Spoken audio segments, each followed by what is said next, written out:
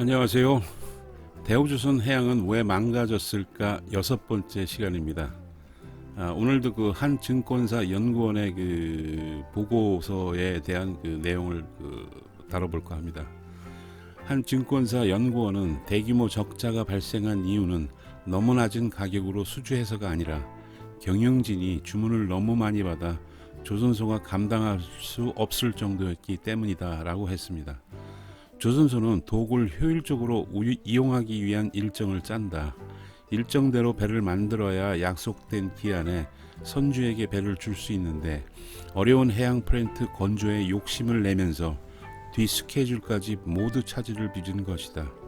건조가 지연되면 보상금은 보상금대로 물고 인력은 인력대로 더 투입해야 하니 예상했던 수익을 모두 까먹는 것이다. 라는 그 레포트 그 내용입니다. 이 내용에 대해서 하나하나 살펴보도록 하겠습니다. 첫 번째 문제입니다. 대규모 적자가 발생한 이유는 너무 낮은 가격으로 수주해서가 아니라 경영진이 주문을 너무 많이 받아 조선소가 감당할 수 없었을 정도였기 때문이다. 라는 이야기를 가지고 이야기해 보도록 하겠습니다. 주문을 너무 많이 받았다는 것에는 일부 동의합니다. 2000년 이후 2015년까지 쏟아지는 그 해양 설비의 발주를 빅3에서도 감당하기는 좀 어려웠습니다. 그러나 오일 메이저로부터 쏟아져 들어오는 그 수주 물량을 처리하지 못할 정도는 또 아니었습니다. 따라서 이것이 적자를 발생시키지도 않았고요. 너무 낮은 가격으로 수주를 하지도 않았습니다. 전혀 그 사실과 틀린 이야기입니다. 그리고 그 야드도 용량도 충분히 처리할 수 있는 규모는 아니었으나 100% 활용할 수 있는 방법을 찾았습니다. 이에 따른 인원 문제도 외주 처리로 어느 정도는 커버를 할 수 있었습니다. 또한 현대중공업의 경영진도 매출을 중요하다고 생각하는 건 사실입니다. 그러나 매출 경쟁을 하지는 않습니다. 매출 경쟁 때문에 감당하지도 못하는 주문을 받아서 대규모 적자를 낸다는 것은 말이 안 되는 이야기입니다. 이로 인해 대규모 적자가 또 나면 회사는 바로 망하게 되어 있습니다. 현대중공업이나 삼성중공업에서 대규모 적자를 내면 대우조선과 같이 국민의 혈세로 연명을 할 수가 없으니까요. 그냥 망하는 겁니다. 생존이 걸린 문제를 증권사 연구원께서는 너무 쉽게 조사도 잘 안 하시고 이야기하는 것에 정말 화가 날 따름입니다. 두 번째 문제입니다. 조선소는 도구를 효율적으로 이용하기 위한 일정을 짠다. 일정대로 배를 만들어야 약속된 기한에 선주에게 배를 줄 수 있는데 어려운 해양 플랜트 건조에 욕심을 내면서 뒷 스케줄까지 모두 차질을 빚은 것이다. 한마디로 말씀드리면 아닙니다. 현대중공업은 드라이독이 9개가 있습니다. 배를 건조했을 때 최대로 건조했을 때 1년에 170에서 180여 척을 건조한 바가 있습니다. 이는 현대중공업의 경우 조선의 선박 건조 관련 과다 수주는 없었다는 이야기입니다. 캐패시티는 충분했다는 이야기죠. 따라서 약속된 기일에 선주에게 배를 인도하지 못한 경우는 거의 없었습니다. 또한 조선과 해양은 완전히 별개로 움직였기 때문에 해양의 로드로 인한 조선의 차질은 전혀 발생하지가 않았죠.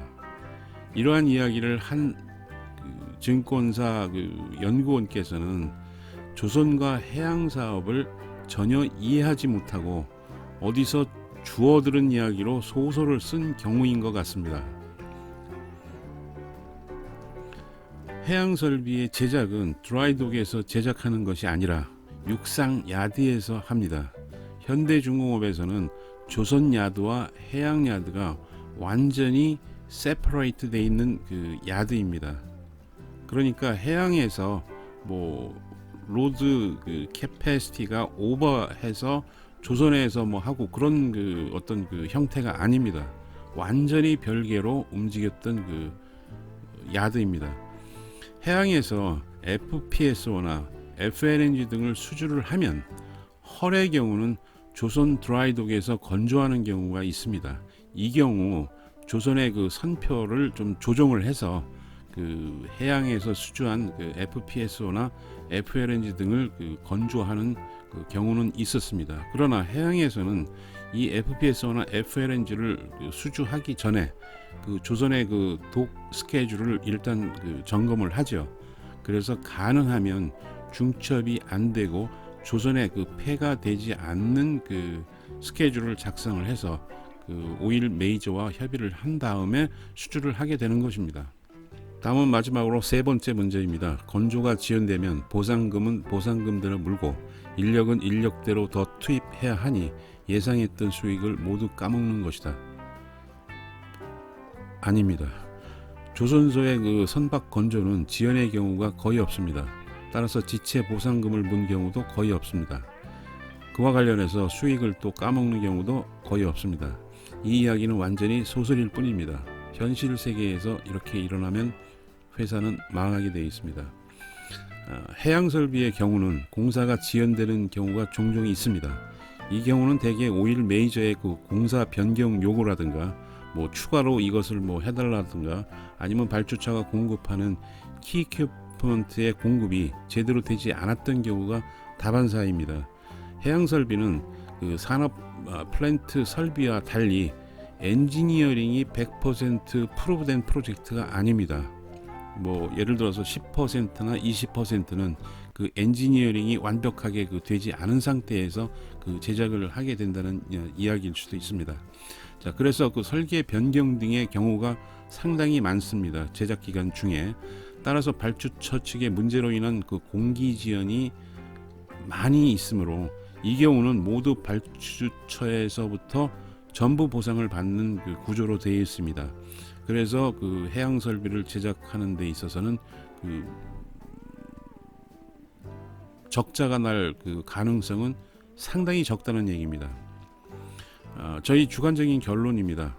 수주의 과다, 설계 기술의 부족, 자재의 국산화가 해양에서는 문제가 아닙니다.